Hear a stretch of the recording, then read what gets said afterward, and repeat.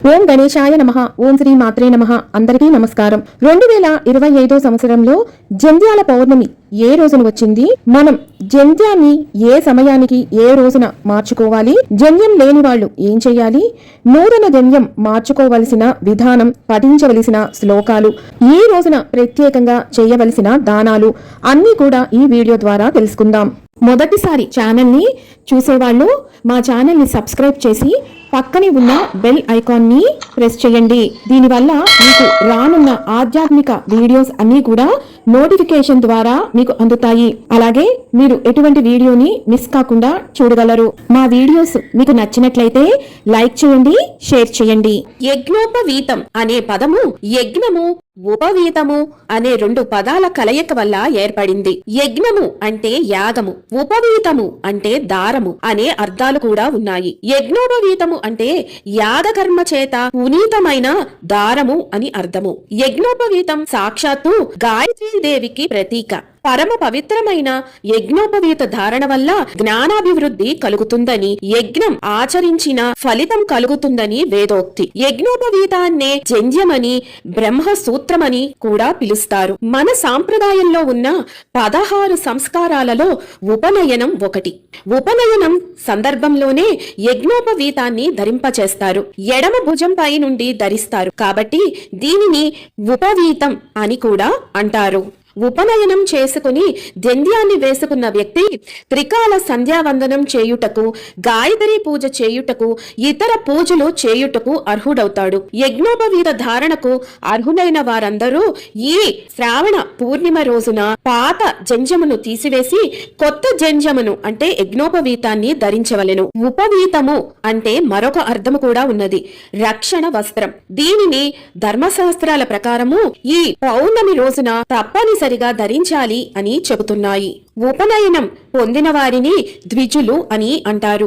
యజ్ఞోపవీతం పరమ పవిత్రమైనది. ఇది ప్రజాపతి అయిన బ్రహ్మతో కలిసి పుట్టిందని, యజ్ఞోపవీతాన్ని నవతంతువులతో అనగా 9 దారపు పోగులతో నిర్మించాలని, ఒక తంతువునకు ఒక్కొక్క దేవత ఉంటాడని స్మృతుల కథనం. మొదటి తంతువులో ఓంకారం, రెండవ తంతువులో అగ్నిదేవుడు, మూడవ తంతువులో నాగదేవత, నాలుగవ తంతువులో సోమదేవుడు, 5వ తంతువులో పితృదేవతలు, 6వ తంతువులో బ్రహ్మదేవుడు, 7వ తంతువులో వాయుదేవుడు, 8వ తంతువులో సూర్యుడు, 9వ తంతువులో మిగిలిన దేవతలు ఉంటారట. యజ్ఞోపవీతం 96 కొలతలతో కూడి ఉండాలి అని వశిష్ఠ స్మృతి ప్రమాణంగా తెలియజేసింది. 4 వేదాలలోనూ గాయత్రి మంత్రం 24 అక్షరాలుగానే ఉపదేశించారు. ఆ మంత్రంలోని అక్షరాల సంఖ్యకు 4 గింతలుగా అంటే 96 తంతువులుగా యజ్ఞోపవీతాన్ని నిర్మించుకుని ధరించాలి అని ఉపదేశం. ఇంతటి మహిమాన్వితమైన యజ్ఞోపవీతాన్ని మొట్టమొదట బ్రహ్మ తయారు చేశారట. అలా బ్రహ్మ తయారు చేసిన జంధ్యాన్ని శ్రీమన్నారాయణుడు ముప్పిరి పెట్టాడని, లయకారకుడు సకల శుభకారుడైన రుద్రుడు ముడి వేశాడని అంటారు. ఆ తరువాత సకల సౌభాగ్యదాయిని, సకల జ్ఞాన రాశి అయిన గాయత్రీదేవి అభిమంత్రించింది అని చెబుతారు. దాని వల్లనే ఈ యజ్ఞోపవీతానికి అంతటి పవిత్రత చేకూరింది. అందుకే ఇంత విశిష్టత కలది కాబట్టే ఆ ఆదిదేవుడు సర్వమంగళాపతి అయిన ఆ మహాదేవుడు కూడా మంగళం కలిగించేందుకు ఉపవీతాన్ని ధరించాడు అని యజుర్వేదంలో చెప్పబడి ఉన్నది. ఇప్పుడు యజ్ఞోపవీతం ఎలా వేసుకోవాలి, ఏ విధి విధానాలను పాటించాలి అన్న విషయాన్ని తెలుసుకుందాం. యజ్ఞోపవీతం ధారణ చేసే వ్యక్తి సూర్యోదయానికి ముందే లేచి తలారా స్నానం చేయాలి. తరువాత నుదిటిన విభూది గాని, నామాలు గాని, బొట్టును గాని పెట్టుకోవాలి.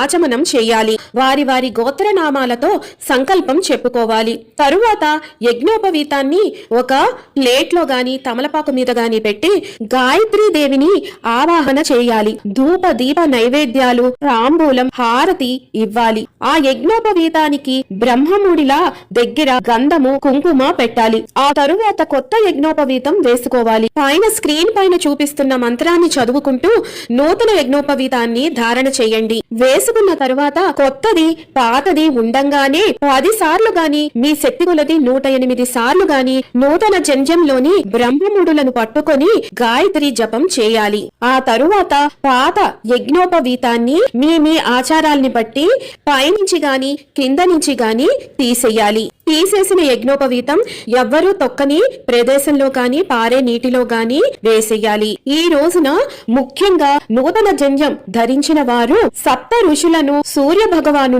ప్రార్థించాలి. ఆ తరువాత వీలు ఉంటే వేద పండితులకు స్వయం పాకం, దక్షిణ, వస్త్రాలు లేదా యజ్ఞోపవీతాన్ని దానం ఇస్తే చాలా మంచిది. యజ్ఞోపవీతం ధరించని వాళ్ళు ఈ రోజున ఏం చేయాలి అంటే గనక గాయత్రి అమ్మవారికి పూజ చేసుకోవాలి. యథాశక్తి కొలది గాయత్రి మంత్రాన్ని జపించాలి. 2025 సంవత్సరంలో జంధ్యాల పౌర్ణమి ఏ రోజున వచ్చింది అంటే స్వస్తి శ్రీ చాంద్రమాన శ్రీ విశ్వావసు నామ సంవత్సరం దక్షిణాయనం వర్ష ఋతువు శ్రావణ మాసం శుక్లపక్షం పౌర్ణమి తిథి ప్రారంభం 8 ఆగస్టు 2025 శుక్రవారం మధ్యాహ్నం 1:45 నుండి పౌర్ణమి తిథి ప్రారంభమై 9 ఆగస్టు 2025 శనివారం మధ్యాహ్నం 1:31 వరకు ఈ పౌర్ణమి తేదీ ఉన్నది.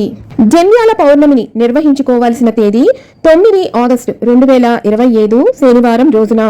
ఈ రోజున నక్షత్రం శ్రవణ మధ్యాహ్నం 3:31 వరకు ఉన్నది. తదుపరి ధనిష్ట.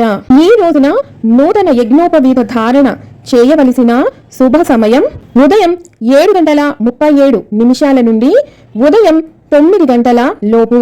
ఈ సమయంలో కుదరని వాళ్ళు ఉదయం 10:30 నుండి మధ్యాహ్నం 12 లోపు నూతన యజ్ఞోపవీత ధారణ చేయాల్సి ఉంటుంది. విన్నారు కదా, 2025 సంవత్సరంలో నూతన యజ్ఞోపవీత ధారణ జంధ్యాల పౌర్ణమి రోజున ఏ సమయానికి నిర్వహించుకోవాలి, యజ్ఞోపవీత ధారణ విధి విధానాల వివరాల గురించి మరొక వీడియోతో మళ్ళీ మిమ్మల్ని అందరినీ కలుసుకుంటాను. సెలవు మరి. సర్వం ఈశ్వరార్పణమస్తు. స్వస్తి.